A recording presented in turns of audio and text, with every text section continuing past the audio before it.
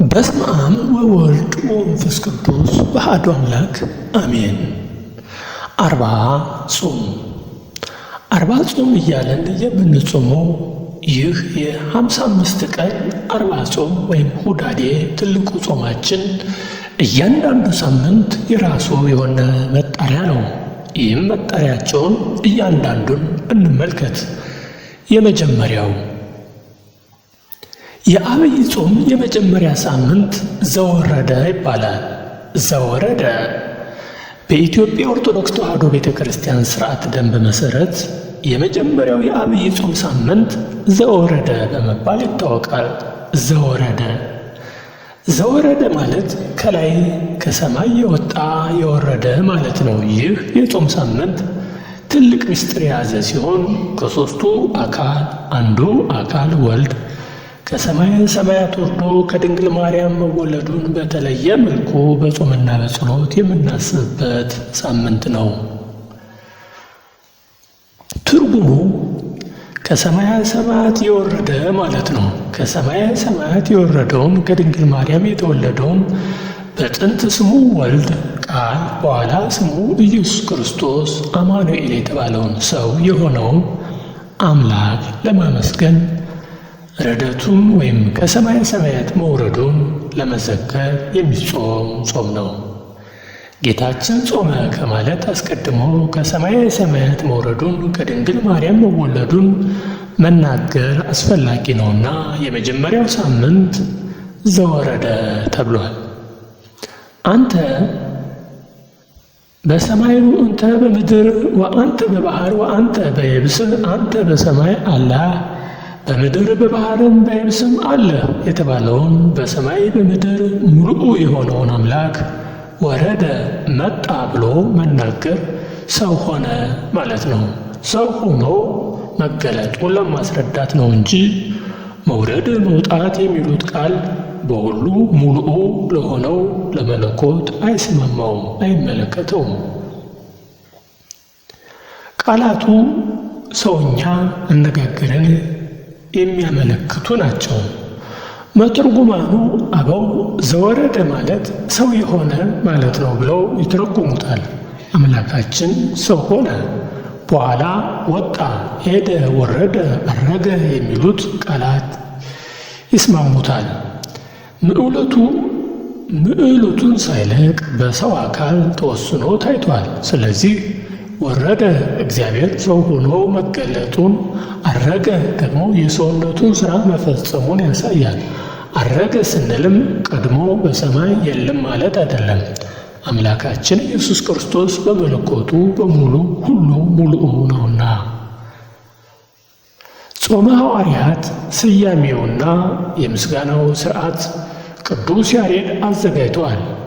ቅዱስ ያሬድ ነቢያትን በንባብ ሐዋርያትን በስብከት ሊቃውንትን በትርጓሜ መላእክትን በዜማ ይመስላቸዋል። ቅዱስ ያሬድ የመላእክት የምስጋና ሥርዓት ወደ ምድር አምጥቷል። የነቢያት ትንቢት የሐዋርያት ትምህርት በሚገባ ተርጉሞ አብራርቶ አመስጥሮ አዘጋጅቶታል። ሐዋርያት ጾሙን ጾመው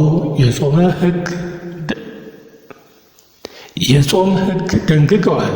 ቅዱስ ያሬድም ለጾሙ ስያሜ ሰጥቶ ምስጋና ከሥርዓቱ አዘጋጅቶ አቅርበዋል። ቤተ ክርስቲያናችንም የመጀመሪያው የዐቢይ ጾም ሳምንት ወይም ዘወረደ ስያሜ እንደ ቅዱስ ያሬድ ከሐዋርያት ተቀብላ ታስተምራለች። ይህ የመጀመሪያው ሳምንት ጾመ ሕርቃል የተባለው ይጠራል። ሕርቃል ወይም ሕራቃልየስ በ610 ዓመተ ምህረት የነበረ የቢዛንታይን ንጉሥ ነው። ለክርስቲያኖች ባደረገው እርዳታ ምክንያት አንድ ሳምንት ጾመውለት ነበር። ያላወቁ ጾመ ሕርቃል ብለው አንድ ጊዜ ጾመውት ትተውታል። ጥንቱ የቅዱሳን ሐዋርያት መሆኑን ያወቁ ምዕመናን ግን ሁል ጊዜ በየዓመቱ ይጾሙት ነበር። ዛሬም ድረስ ጾመ ሕርቃል እየተባለ ይጠራል። ሙሉ ታሪኩ በፍትሐ ነገሥት ትርጓሜ አንቀጽ 15 ላይ ይገኛል። የዐቢይ ጾም ሁለተኛ ሳምንት ቅድስት ማለት የተለየች፣ የነጻች፣ የከበረች ማለት ነው።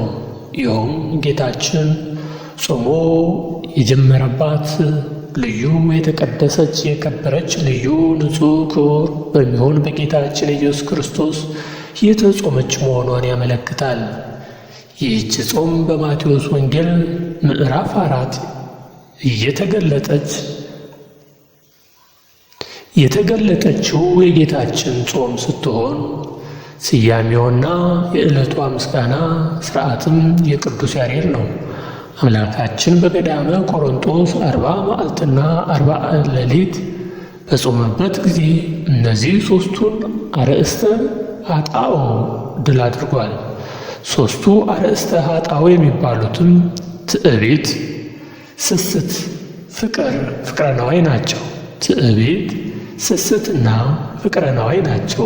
በእነዚህ ሦስት ኃጢአቶች ጌታችን በዲያብሎስ በተፈተነ ጊዜ በትዕቢት ቢመጣበት በትሕትና፣ በስስት ቢመጣበት በትዕግስት፣ በፍቅረ ነዋይ ቢመጣበት በጸልዐት ነዋይ ጌታችን ዲያብሎስን ድል አድርጎታል። ለእኛም እነዚህ ድል ለማድረግ የምንችልበት ጥበብ ጾምን ገልጦልናል። ትዕቢት ያልተሰጠንን መሻት፣ ስስት አልጠግብ ባይነት፣ ስግብግብነት መሆኑን፣ ፍቅረ ነዋይ ለገንዘብ ሲሉ ፈጣሪን መካድ ነው።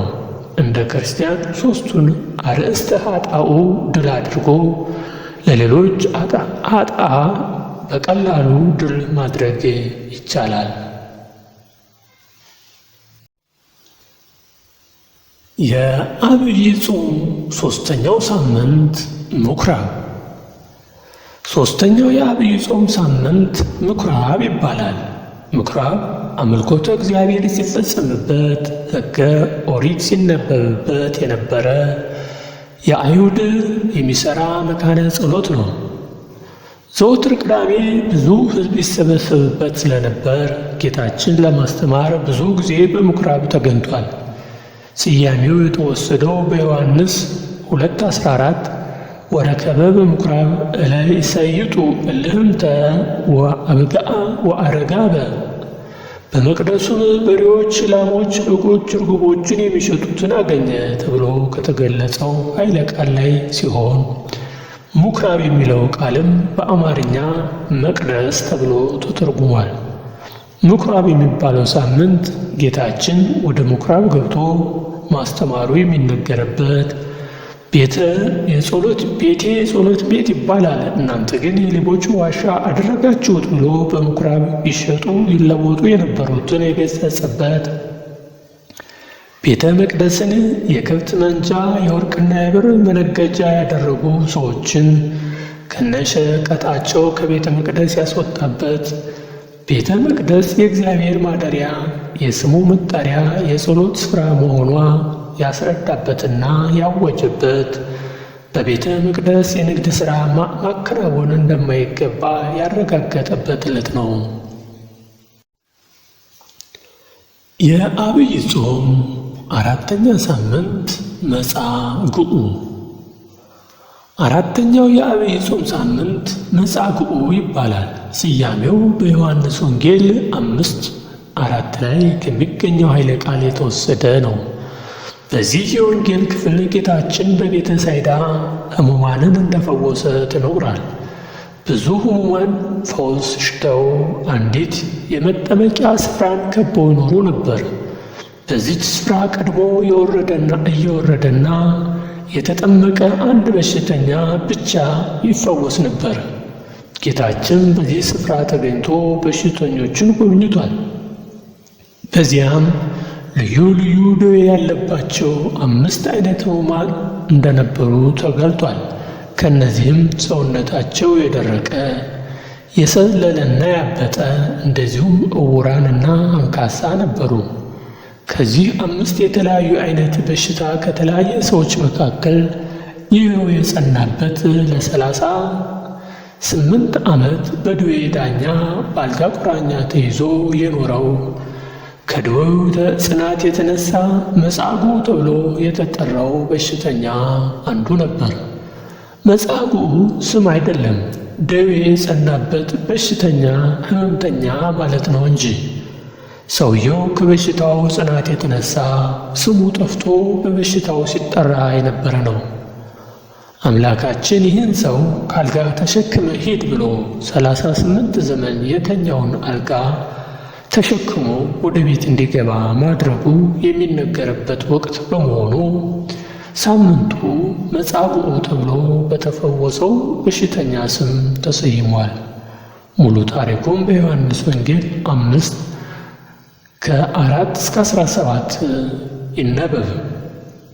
ዛሬም ቢሆን በሰዎች ላይ ልዩ ልዩ ደዌያት አሉ። የሥጋውን ደዌ ሐኪሞች ያውቁታል። ከዚህ የከፋ የነፍስ ደዌ እጅግ ብዙዎች ናቸው። በኃጢአት ብዛት ልባቸው የደረቀ ያበጠ፣ የሰውነታቸው የሰለለ፣ ዓይነ ሕሊናቸው የታወረ፣ እግረ ልቦናቸው የተሰበረ ብዙዎች ሕሙማን አሁንም አሉ። ፈውስን ይሻሉ፣ ደህነት ይፈልጋሉ። እንደ መጻጉዕ ቦታቸውን ሳይለቁ እግዚአብሔርን በተስፋ ቢጠብቁት አንድ ቀን ይፈውሳሉ። የዐቢይ ጾም 5ኛ ሳምንት ደብረ ዘይት። 5ኛው የዐቢይ ጾም ሳምንት ደብረ ዘይት ይባላል። ስያሜው የተወሰደውም ከማቴዎስ ወንጌል 24:3 ላይ ካለው ትምህርት ነው። ደብረ ዘይት ከኢየሩሳሌም በስተ ምስራቅ አቅጣጫ የሚገኝ በወይራ ዛፎች የተሸፈነ ትልቅ ተራራ ነው። ጌታችን ምስጢራትን በተለያዩ ቦታ ገልጧል። ምስጢረ ጸሎትን በጌቴ ስማኒ፣ ምስጢረ መንግሥቱን በደብረ ታቦር፣ ምስጢረ ቁርባንን በቤተ አልዓዛር፣ ምስጢረ ትንሣኤ ሙታንን በቤተ ኢያኢሮስ፣ ምስጢረ ምጽአቱን ደግሞ በደብረ ዘይት ገልጧል። ደብረ ዘይት ጌታችን ዳግም ለፍርድ መምጣቱንና ምስጢረ ምጽአቱን ለደቀ መዛሙርቱ በሚገባ የገለጠበት ዕለት ነው። ደብረ ዘይት ጌታችን በመዋዕለ ስብከቱ ለማደሪያነት ተጠቅሞበታል። ቀን ቀን በምኵራብ ያስተምራል፣ ሌሊት ሌሊት ደግሞ በደብረ ዘይት ያድራል።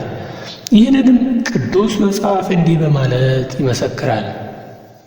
ዕለት ዕለት በመቅደስ ያስተምር ነበር፣ ሌሊቱን ግን ደብረ ዘይት ወደምትባል ተራራ ወጥቶ ያድር ነበር። ሕዝቡ ሁሉ ይሰሙት ዘንድ ማልደው በመቅደሱ ወደ እርሱ ይመጡ ነበር። ሉቃስ 24:36። በዚህ ለማደሪያነት ባገለገለው ተራራ ምስጢረ ምጽአቱን ስለገለጠበት 5ኛው የዐቢይ ጾም ሳምንት ደብረ ዘይት የሚል ስያሜ ተሰጥቶታል። ደብረ ዘይት ጾሙ እኩል የሚሆንበት አምላካችን በግርማ መንግሥቱ ለፍርድ በመጣ ጊዜ መልካም ለሠሩ ክብሩን፣ ክፉ ለሠሩ ቅጣቱን የሚያስተላልፍ መሆኑን የሚነገርበት፣ ስለ ዓለም መጨረሻና ስለሚመጣው ሕይወት የምንማርበት የክርስቲያኖች ማስጠንቀቂያ ዕለት ነው። የዐቢይ ጾም 7ኛው ሳምንት ኒቆዲሞስ። የ7ኛው ሳምንት ኒቆዲሞስ የሚል ስያሜ ያለው ሲሆን የስያሜው መነሻ በዮሐንስ ወንጌል ምዕራፍ 3 የተመዘገበው ኒቆዲሞስ የተባለው የአይሁድ አለቃ ታሪክ ነው። ኒቆዲሞስ በ3 መንገድ የአይሁድ አለቃ ነበር፤ በስልጣን፣ በእውቀትና በሀብት። ሰው ስልጣን ቢኖረው ሀብትና እውቀት ላይኖረው ይችላል። እውቀት ቢኖረው ደግሞ ሀብትና ስልጣን ላይኖረው ይችላል። ሀብት ቢኖረው እውቀትና ስልጣን ላይኖረው ይችላል። ኒቆዲሞስ ግን ሦስቱንም አንድ ላይ አስተባብሮ የያዘ የአይሁድ አለቃ ነበር። ኒቆዲሞስ ወንጌል ለመማር ከአይሁድ ሁሉ ቀድሞ በሌሊት ወደ ጌታችን ይሄድ ነበር። ኒቆዲሞስ ፈሪሳውያንን ማመን ባልቻሉበት በዚያ ዘመን ጆሮውን ለቃለ እግዚአብሔር ልቡን ለእምነት የከፈተ ሰው ነው። ብዙ ሰዎችን እናውቃለን ማለት በመልካም ነገር ሲከለክላቸው፣ ኒቆዲሞስ ግን አዋቂ ሳለ ራሱን ዝቅ አድርጎ እምነት በማጣት የነጠፈችውን የፈሪሳውያንን ኅብረት ጥሎ ሐዋርያትን መስሎ ጌታቸውን አግኝቶታል። ጌታችን ዓለምን ለማዳን ቅድስት ነፍሱን ከቅዱስ ሥጋው በለየበት በዚያች አስጨናቂ ሰዓት ሐዋርያት በተበተኑባት አይሁድ በሰለጠኑባት በዕለተ ዓርብ የጌታችን ቅዱስ ሥጋውን በድርብ በፍታ ገንዞ የቀበረ እሱን ያገኘ ያገኛል ሳይል እሱን ያገኘኛል ሳይል ሳይፈራ በድፍረት በእግረ መስቀሉ የተገኘ ሰው ነው ኒቆዲሞስ። ስለዚህ 7ኛው ሳምንት በእርሱ ስም ተሰይሟል።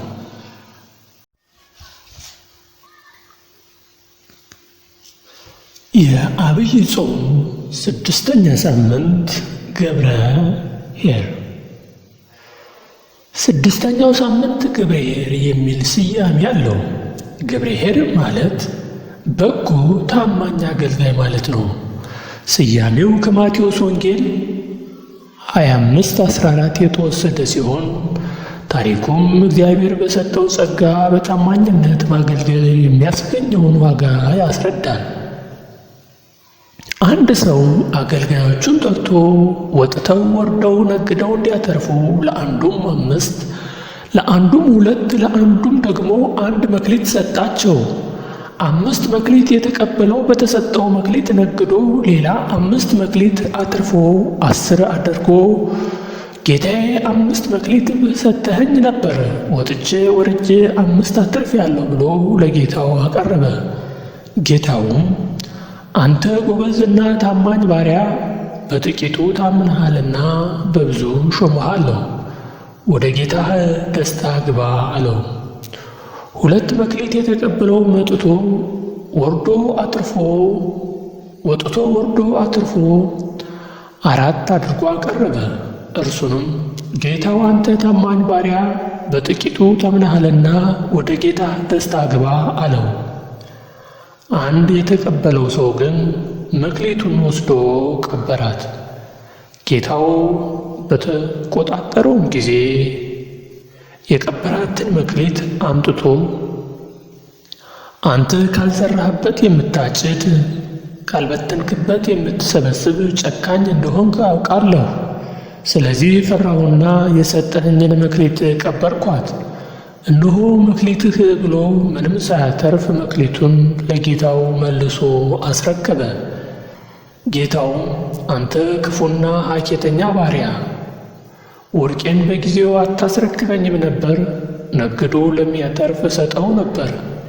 ይህን ክፉ ሐኬተኛ ባሪያ እጅግ እግሩን አስራችሁ ጨለማና ጥርስ ማፋጨት ወዳለበት ስፍራ ወሰዱት።